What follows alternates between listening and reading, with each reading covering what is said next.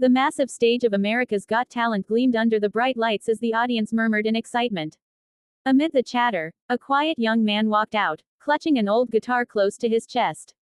His name flashed on the screen: Miguel Santos, 26, from Cebu, Philippines.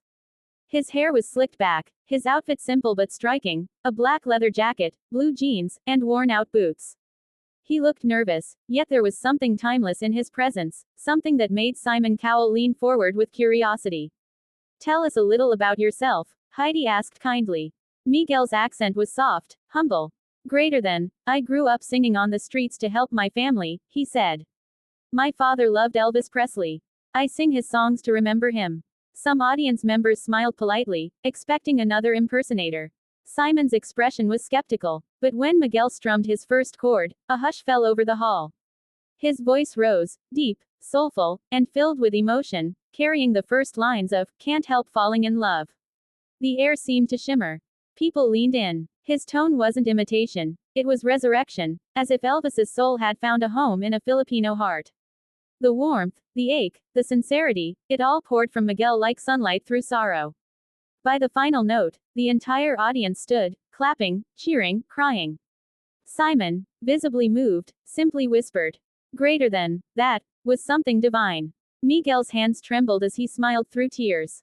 In that shining moment, a dream long buried in the dirt roads of Cebu finally took flight, wrapped in kindness, courage, and the spirit of music itself. Before the fame, Miguel's life was a constant fight. Born in a small fishing village in Cebu, he lost his father at age 8 and worked as a street performer to help his mother and sister. Tourists would drop coins as he sang Elvis songs, taught by his late father, who adored the king of rock and roll. Miguel remembers one night, soaked in rain, holding his broken guitar, whispering, "Papa, one day they'll hear me. One day they'll know your love through my voice." Music was his escape, his only connection to his father. Singing Elvis wasn't about mimicry, it was about keeping love alive. The kindness of strangers, a fisherman who fixed his strings, a teacher who gave him food, a tourist who gifted him a new mic, built the foundation for his hope.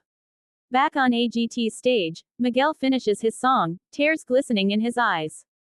For a heartbeat, there's silence, then an explosion of applause and shouts. Simon stands up, visibly moved, his voice cracking slightly. "Miguel, I've heard thousands of singers, but you didn't sing Elvis, you channeled him. That was spiritual." Sofia Vergara presses the golden buzzer. Golden confetti rains down Osir. Miguel drops to his knees, overwhelmed.